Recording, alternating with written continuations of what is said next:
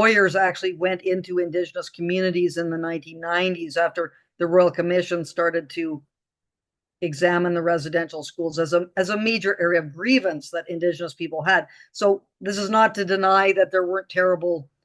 kinds of things that happened in the residential schools, and there's a lot of insensitivity to the difficulties that Indigenous people were experiencing. Anyway, because of these grievances, the lawyers could see that there could be these legal arguments made, and so they started mounting these court cases, and then billions and billions of dollars later, and we're still, like, it's amazing how it just keeps on going with the Kamloops announcement in 2021, which was a false claim that was made about the remains, confirmation of the remains of 215 children. That never happened. There was no confirmation? No, it was ground penetrating radar that had 215 hits that were considered to be targets of interest, but it was announced, and there was quite a concerted effort to spin this in a particular way.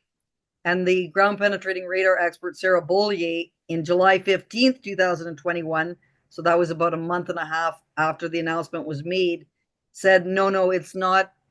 remains, it's targets of interest, which show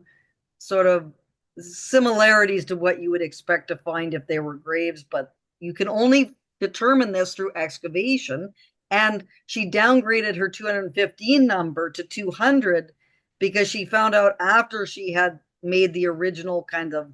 discussion with the band, and we still don't know whether she produced an actual report about this, but she found out from the SFU archaeology department that they had done excavations in an area where she found 15 of the anomalies, and they, from their excavations, knew that there were no 15 remains there. So she downgraded it from 215 to 200 anomalies or targets of interest. That announcement was made in July 15th, 2021. The band continued even in September to say a mass grave had been found, continued to make these announcements, even though supposedly it knew that it was not a confirmation, and they've continued to stonewall doing any excavations on the site.